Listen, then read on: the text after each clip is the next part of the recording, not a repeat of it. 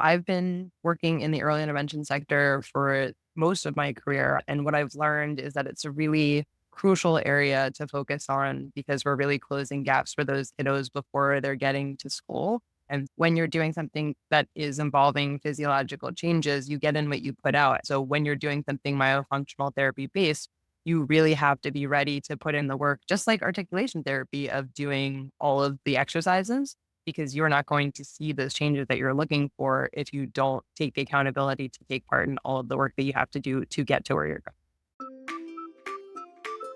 Hey there, and welcome to the Speechy Side Up podcast. My name is Vanita Litvack, and I am so grateful you're here. I'm an ASHA certified speech language pathologist, author, and augmentative and alternative communication consultant who is obsessed with helping SLPs like you stop reinventing the wheel and connect with other SLPs in the trenches. Have you ever wondered how other SLPs seem to be doing it all with ease? Well, around here, you'll get to hear firsthand how SLPs are really getting things done while keeping evidence-based practice and self-care in mind. Think of this as a coffee date with your SLP friends. Get ready to be challenged and encouraged while we learn together.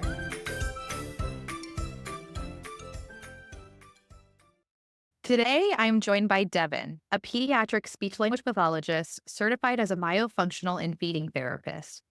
She is the owner of Little Spark Speech, a private practice located in Arlington, Virginia that serves the DC metropolitan area.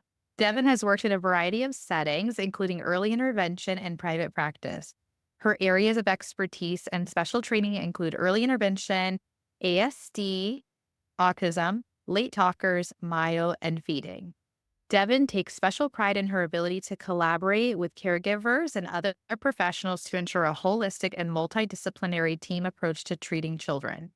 When she's not working with her clients, Devyn enjoys cooking, exploring new restaurants, traveling, training for bodybuilding competitions, and spending time outdoors with her fur baby, Chloe. Devyn, thank you so much for coming. Thanks so much for having me. So does that cover everything, or is there anything else you'd like to add before we talk about myofunctional therapy and early intervention? No, I think that definitely covers it. Awesome. Okay, so let's just start with why early intervention is so important to you. Sure. So I've been working in the early intervention sector for most of my career. I started there as a clinical fellow and kind of fell in love with this concept of doing home and community-based services with families and their children. And what I've learned is that it's a really crucial area to focus on because we're really closing gaps for those kiddos before they're getting to school. I had read a study recently from Harvard that was noting that 1 in 3 infants and toddlers who participated at some point in time in early intervention programs did not have to take part in special education programming in school later on and weren't later presented with a disability. And so just little pieces of information like that of, for example, I'll have a lot of parents who will come to me who've gone to the pediatrician, their kiddo is turning 2 or 3 and they're taking this wait and see approach. But we find that 30 to 50% of kids who are considered late talkers won't necessarily catch up spontaneously on their own. So even just taking, the incentive to start early intervention services to close those gaps, it's a really great way to set those kids up for success developmentally going forward. Yeah, makes sense. And that's a big percentage of children who, why would any parent want to take that chance, right? Absolutely. And I think that that's the way that I frame it, especially during initial evaluations or intakes with parents when they're, wondering whether they even need services. I always talk about it being like a ruling out approach. It doesn't mean that definitively your child needs services, but you having that maternal or paternal instinct of something being wrong with your kiddo, going with your gut is such an important thing to do as a parent. And so taking this measure is a way to rule out whether or not your child does in fact need services rather than waiting and seeing and losing some of that crucial time that you could be using to close those gaps for your child if they do in fact qualify for services. Yeah, no, that makes sense. So why did you get into myofunctional therapy and how has it impacted your treatment and evaluation strategies for your clients? Sure. So back in the pandemic, I actually took Holly Balkin's myofunctional myomethod course.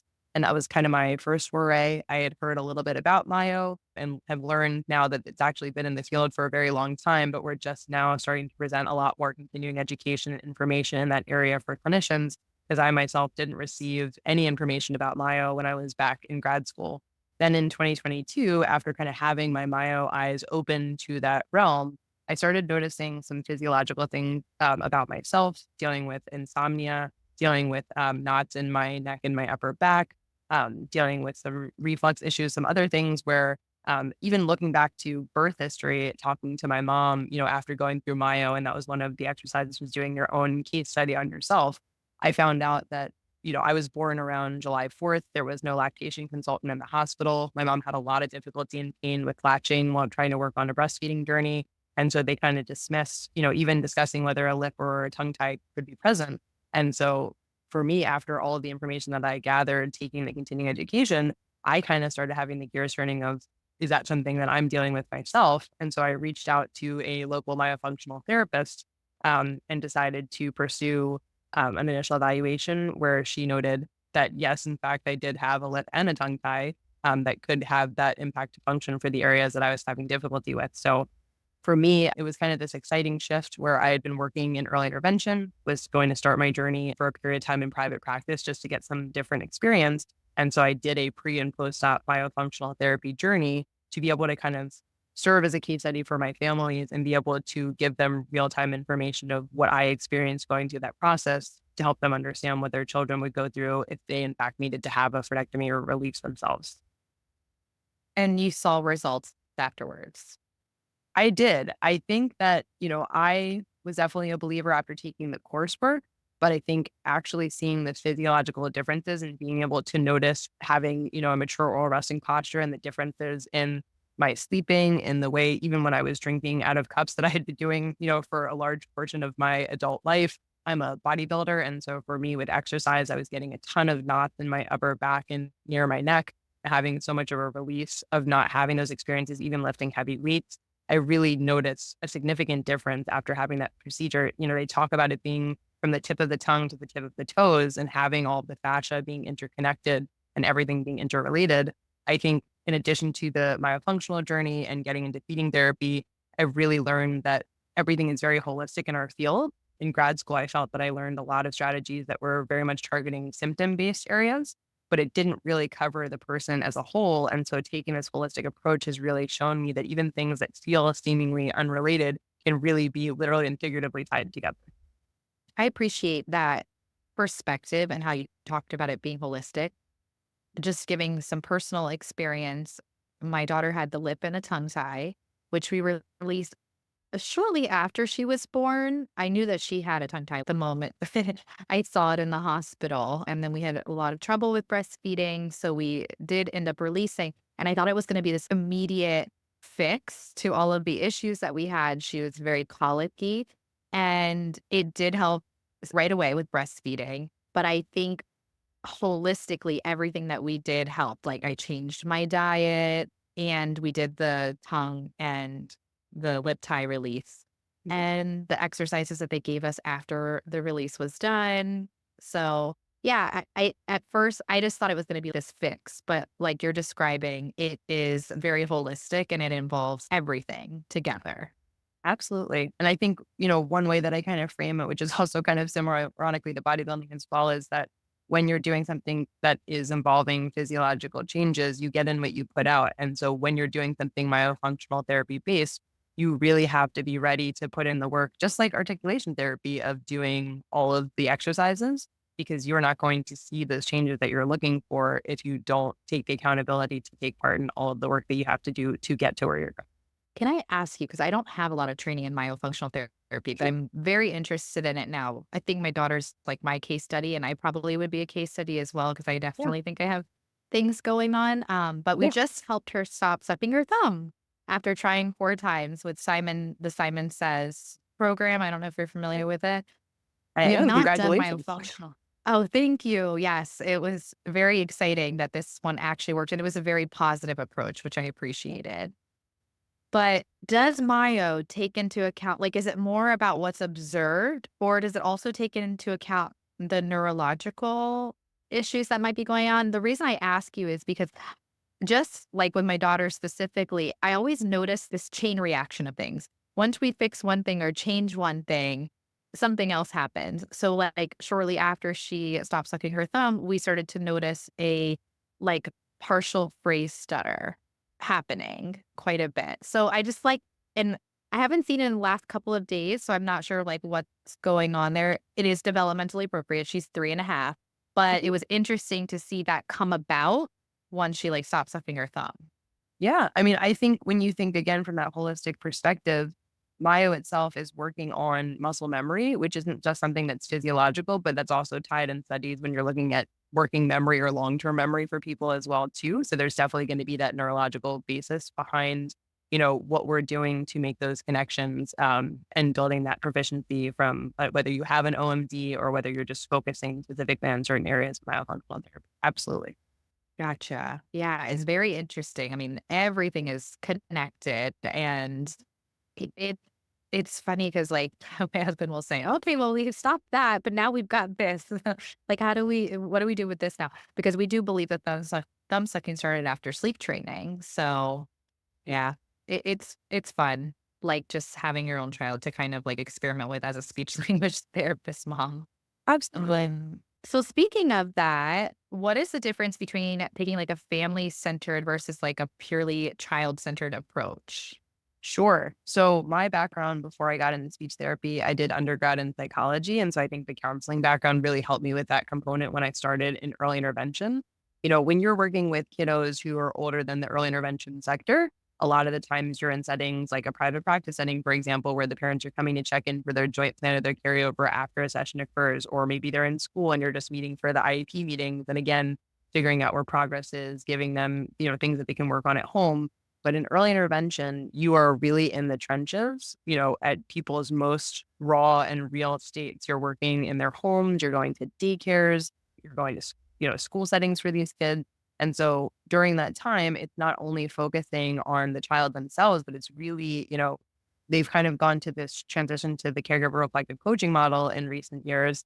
And it's really about looking at, again, that holistic, I feel like we kind of, that's the buzzword today, but like that holistic Yeah. center for the child of who are the people, we're coming in. I say this to the parents all the time. I'm coming in for a very small percentage of time during your child's week. You are with your child 90 to 95% of the time. And so you are that game changer for your child.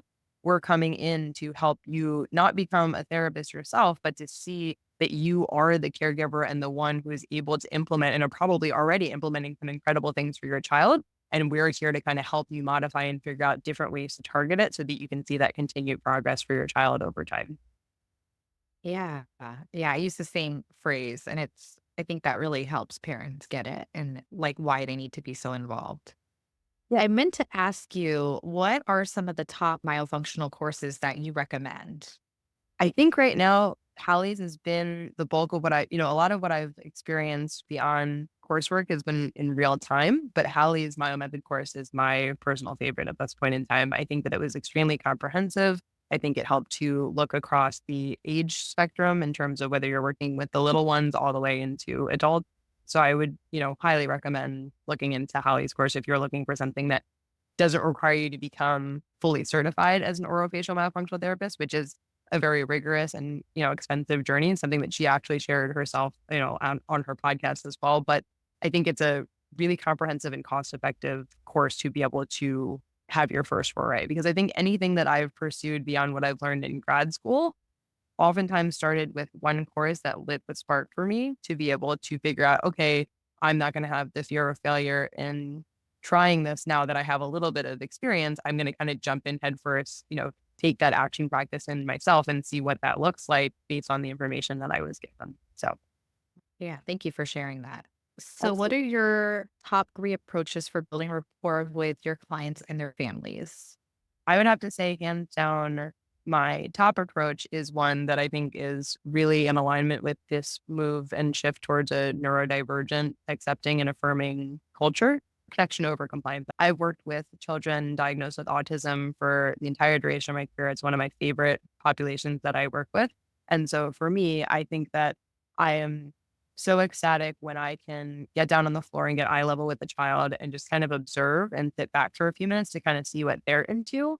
They may not be doing quote unquote functional play. They may not even be doing something directly related to the target of what we had discussed, in the prior joint plan, but really letting the child see that they are being seen and that they're in a safe environment to be who they want to be has really opened so many doors. I mean, even an example from a session yesterday that I had with a child who I had just started working with. And I remember one of the very first sessions, the child was on the complete opposite side of the room, kind of sitting in the corner. They would bring all their toys and sit over there and wait for the mom to kind of come over with them. And so for the first couple of sessions, I purely just observed and watched what kind of thing they were interested in.